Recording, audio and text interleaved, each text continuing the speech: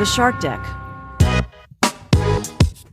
Johnny Mac with your daily comedy news. A busy day again. Did you see the writers might go on strike out in Hollywood? Yahoo has an interesting piece with an anonymous member of the Writers Guild. The topic here, late night, and I thought it was interesting. Yahoo quotes WGA Anonymous as saying, there's a lot of uneasiness in general. People aren't sure of what's going to happen in this negotiation. You combine that with the shifting quote-unquote late night world. That's harder to define these days because almost nobody watches late night live. It's become a different thing. The uneasiness of this business and the economy, and there's more writers than ever looking for a finite amount of jobs. So of course it becomes tougher to find work. Anonymous continues. Late night ratings have been dwindling by the day, and for a decade, late night shows have been writing and producing for an eventual online audience, stuff that will be consumed the next day and beyond, whether it's carpool karaoke or Fallon playing toy instruments to a pop song. It's all either on YouTube or social media. Most of that stuff is put out as promotional, so we never see a residual. That has a lot to do with what's going on in this negotiation. There's a general changing of what the comedy and variety definition is. We all have stories. You get the residual check for 4 cents or something like that. I got a check the other day for 29 cents. 2 payments, 3 cents, and 26 cents. It would take me months to track down where that came from. It's just so hard to find out what you're even being paid for. If you get $500 in the mail, you just put it in the bank. You're not going to spend 2 weeks trying to figure out where it came from. It's hard for writers to keep up with what their actual contract says, and I think that's by design by the powers that be. This negotiation, it'll reveal a lot. There's so much transition going on. The studios, their investors, their bottom line, and then the way they view the future of quote-unquote content, and whether they value writers, or if they think they can move on with fewer writers and use artificial intelligence to write scripts.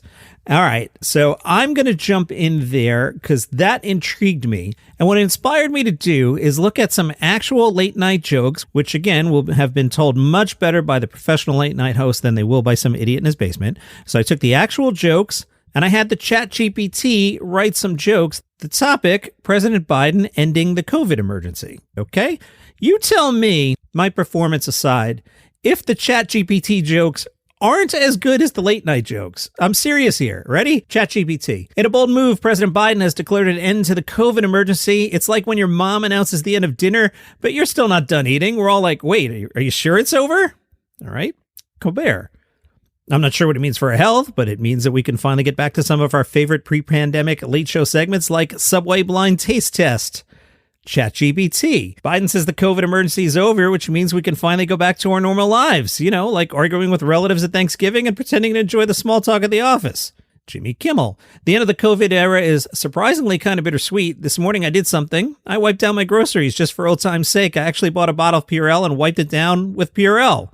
ChatGPT. Joe Biden has declared an end to the COVID emergency, which means we can finally see each other's faces again, unless you're holding on that pandemic beer, in which case it's time for that to go. I think the ChatGPT jokes were better. Hannah Gatsby, she's got a new special coming out. This one is titled Someone Special, was taped at the Sydney Opera House.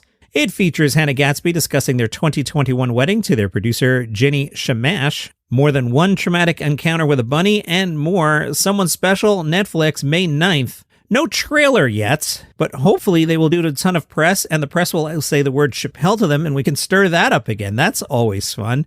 And people over at Hannah Gatsby Inc. are not coordinating because before I saw that they announced the special, I had this story for you.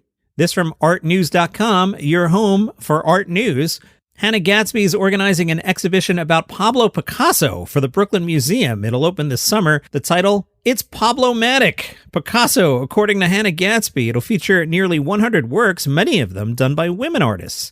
Its description promises a look at Pablo Picasso's complicated legacy through a critical, contemporary, and feminist lens, even as it acknowledges his work's transformative power and lasting influence. The Guardian ran an article last week asking if we should cancel Pablo Picasso.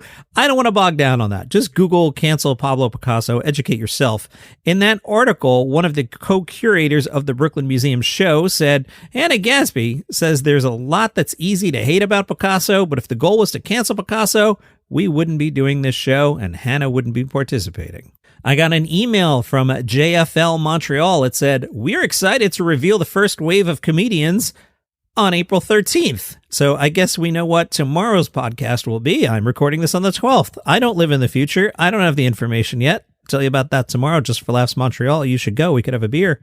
Meanwhile, the lineup for the Calgary Great Outdoors Comedy Festival has announced Nick Offerman. He'll be the headliner on Friday, August 25th. He joins previously announced Saturday headliner Jonathan Van Ness of Queer Eye fame, and Sunday, Andrew Schultz is your headliner. There's a mix. Let's see, I'm getting long here. I have to bump a story. Should I bump Sam Morril or Jay Farrow? They're both good. Let's see. I know I've got some Sam next week. Let's bump Jay Farrow. Sorry, Jay. Forbes asked Sam Morril, hey, what was your first drink? Sam said, probably wine. The good thing about being a New Yorker is when you first start drinking, it's either house parties or the real first move is to go to a Chinese restaurant because they don't care what age you are. Again, my information may be very different, but that's not really how we started back in the 80s. You'd go to the bar that didn't proof so much. But who knows? It's a new century. Things may have changed. What was your first drink of choice, Sam? He said, I definitely liked whiskey early on. That's aggressive, buddy. Because I felt that's what you should drink as a man. That's what Bogart drank. That's what they drank in the Old West. They're not ordering 2 spritzers in a John Wayne movie. All right, Sam, why'd you start your own whiskey, Bodega Cat? And he said, Mark Norman and I have a podcast called We Might Be Drunk, and it quickly became evident that whiskey was our drink. All these celebrities have their own alcohols, and I was like, why can't we do it? I put it out there on the podcast. We got so many emails. We just went with who felt the most legit. Forbes asked him to explain for people not from New York what a Bodega Cat is. Sam said, late at night, you go to the bodega. Maybe you've had a few drinks and you're looking for a snack. That is exactly why you're in the bodega. That's it. That's why you're there. And a little cat will pop out of nowhere. You just pet the cat. It's this weird bonding moment. You're always happy to see a Bodega Cat. That's how we want people to feel about our whiskey. I do some cross promo here for Palace Intrigue. That's the show I'm the writer on. We talk about the British royal family. Did you see yesterday, Harry finally said he's going to go to the coronation. Meghan Markle's not going. This is good for Palace Intrigue. It's like an ongoing soap opera. That's this week's storyline, controversies, whatever. So if you want to keep up on all that, Palace Intrigue, wherever you get your podcasts. I did wind up watching Jury Duty like I promised. I liked it a lot. Watched all 4 available episodes. Is it hilarious? No. Is it entertaining? Yes. Is it addicting? Yes. First episode, I was like, all right, this is pretty good. It's basically Office doing jury duty. But once it got rolling, I was like, I'm hooked. I love these characters. The acting is so good. Perfect show. Watch Jury Duty. It's on Freevee. Nobody knows what that is. Just open up Amazon Prime. They'll put it under your nose. You've got to sit through like 90 seconds of commercials. It wasn't too bad. I just picked up my phone and played on Twitter. And before I knew it, the break was over. Jury Duty. Strong recommend. Watch it.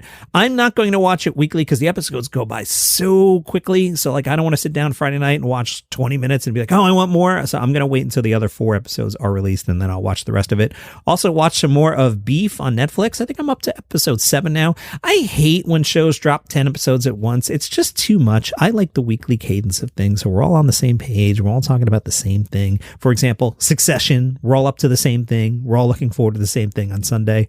But these things, it's like Netflix, like, hey, here's 10 episodes of thing. Like Netflix, I'm busy, man. Anyway, I'm on like episode 6 or 7. Really enjoying Beef. You know who shut up? Andrew Santino. That's right. He's on it. Another show you should watch is on FX or FX on Hulu these days, and that is Dave. And The Hollywood Reporter did one of those fluff job pieces with Dave Burd. Dave said, I feel like I'm the comedic voice of my generation. Hollywood Reporter writes, then he hesitates, realizing how a declaration so seemingly hyperbolic might be interpreted. Dave says, you'll read it and be like, this guy's out of his mind. And really, I don't mean it arrogantly.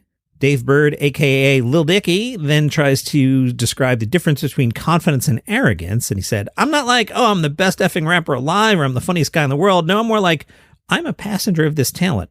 And it's funny to me that I happen to be born with these skill sets and all I can do is be relentlessly responsible with them. Ego much? Really? Are you serious, Dave Burd? At the same time, he acknowledges there are plenty of people who still have no idea who Lil Dicky or Dave Burd is. I'm going to guess, listener, that's you. Maybe not you, but, you know, I don't think he's the most famous person. It's a really good show. You should watch it. He's certainly not so famous that he can't go and enjoy himself at a bowling alley, which it turns out is where he met Kristen, his girlfriend. So they went bowling. And he announced he'd be bowling a 130 game this evening, which seems preposterously exact. On April 23rd, 2013, writes The Hollywood Reporter, Dave dropped his first single, Ex-Boyfriend. In less than 24 hours, the song, a comedic take on the anxiety of learning about a girlfriend's exceedingly attractive ex-boyfriend, had racked up more than 1 million views on YouTube. It was, and forever will be, the best day of Dave Bird's life, the day he says where I realized I am who I always thought I was. By day 2, he was doling out interviews with TMZ from his cubicle. Within 6 months, he'd quit his job to pursue music full-time. Jeff Schaffer, who had written for Seinfeld, the show, was asked by a friend to take a meeting with Lil Dicky. He said he didn't really have the bandwidth for more work, but sure, said yes. Even in early 2017, Schaefer knew exactly who Lil Dicky was. He said back then the internet was like 70% porn, 10% clickbait, and 20% Lil Dicky videos. Burd told him he was going to be the biggest entertainer in the history of entertainment. You go much? And I'm looking at this guy, and he looks like a piece of broccoli had a bar mitzvah, and I'm like, this is hilarious. It's like a cartoon-level delusion. And then I start thinking, like, what a great engine for a TV show, because what if he's right? They'd go pitch the show. Dave Burd would go in and start talking about how he'd always wanted to be a big comedy star, but then he'd started rapping and realized he was a gifted rapper. He would literally say, it's like if Batman all of a sudden realized he was also Superman. And when he'd say it, they'd all look at me and I'd go, yeah. HBO heard the pitch. So did Hulu, Netflix, Comedy Central. The FX suit said, very quickly your radar goes up and you're like, oh, this guy's interesting. They got a note, though. The show shouldn't start on the day Lil Dicky releases his viral video. The suit said, origin stories are sort of boring because we know what's going to happen. So we moved it 6 weeks later because 6 weeks later, you're just a guy who had a viral video 6 weeks ago and you're not legitimate. You're not anything. It's a much more interesting place to start. Watch Dave. It's a good show. All right. Melbourne International Comedy Festival. Wow. The website is loading much more quickly today, and they changed the way that it looks. Fascinating. Maybe they've been listening to my podcast. Greg Larson's show is called Slurps Up. There's a picture of him with a dog. That's what got me to click on you, Greg Larson. He's a nominee for 2022's Melbourne International Comedy Festival for Most Outstanding Show. Jordal said, not a pedophile. All right, I'm intrigued. I'm glad you're not a pedophile. Let's take a listen. I am a dad, and I think when you become a dad, dads all look alike. You know, fathers, dads, we all look the same. You can tell a dad from behind, just this sort of broken down man. And you look at him and you're like, there's a man who's had a gutful. You know, you can just tell we've all had a gutful. We've all had it up to here, Jason. You know, you can just tell by look. That's why dads are so conservative. I think dads are often very conservative. They're always voting conservative, you know. The lockout laws in Sydney, that's a perfect example of a dad being in charge. That's a dad who's just gone, what's all this noise blaring in my ears? I can't hear myself think. That's it. Nah, lights out, the lot of yous. Nah. Go to bed. Sydney, no. No more mucking about and go to bed. I'm trying to watch the Bill. All right, he's Greg Larson. That was a lot of fun. I had to clip out a couple F words in there, but I enjoyed him. When I click on these, it's the first time I'm hearing any of these people, so I'm reacting as you are. I hope it's as much fun for you as I am. All right, here's Guy Montgomery. My brain is blowing me crazy. Interesting title. Holy heck. Thank you. If you like the way I walk, wait till you hear these jokes. Back home, that's just a normal walk. I got here today. I flew on a plane. They offered fish. It was fish for lunch, but I couldn't. I couldn't have it. Something to me just felt so disrespectful about having fish in the sky.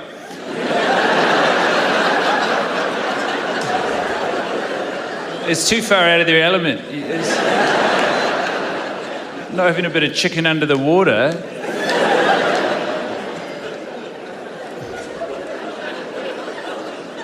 So I had to eat at my accommodation because I had to do a test, and I just had to make food with what was in the place, and they had oats.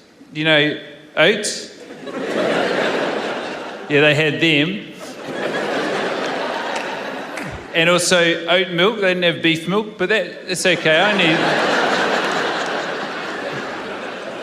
But so here I am making my lunch, and I'm pouring my oat milk on my oats, and I'm looking down and thinking, there's actually something really unsettling about what's going on here.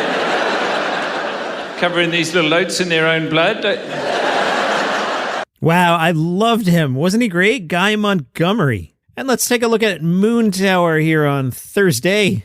6 o'clock, 10 on 10 with Veer Dawes. 7 o'clock, Jenny Slate. 7 o'clock, Jay Farrow, whose story got bumped from today's Daily Comedy News. Maybe I made the wrong decision there. Let's see. Jared Freed at 8 o'clock. Perfect Cult, talked about that yesterday at 8:30. No late shows. Interesting. All right, so let's see. What could you and I do? Want to go see Veer Dawes at 6 o'clock? Do something different. And then if we saw Perfect Cult yesterday, I guess we're going to see Jared Freed at 8 o'clock at Cap City, and then we'll do a late dinner and grab some brews. And that's your comedy news for today. Follow the show for free on Apple Podcasts, Spotify, YouTube, wherever you get your shows. See you tomorrow. Hello, I am Mark Francis, host of Palace Intrigue, the podcast that delves into the daily drama of the British royal family.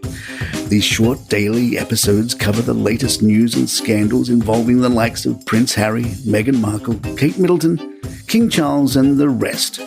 From backroom sources to public controversies, we've got you covered. Whether you're a long-time fan or just curious about the royals, Palace Intrigue is the perfect podcast for you. So join us as we explore the lives, legacies, and dramas of the British monarchy. Subscribe now and never miss an episode of Palace Intrigue.